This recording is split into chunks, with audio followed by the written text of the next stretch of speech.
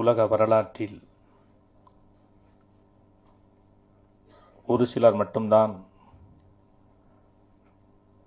சரித்திரத்தை உருவாக்குகிறார்கள், ஒரு சிலர் சரித்திரத்தில் இடம்பெறுகிறார்கள்.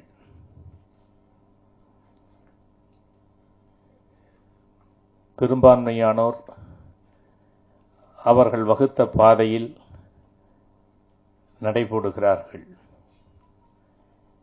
உலக சரித்திரத்தை புரட்டி போட்டவர்களில் ஒருவர் என்று சொன்னால் அது புரட்சித் தலைவர் எம்ஜிஆரும் அடங்கும். திரையுலகத்தில் தான் ஓய்வு பெறுகின்ற வரை கதாநாயகனை நடித்து வெற்றியாளராக தடம் பதித்தார்.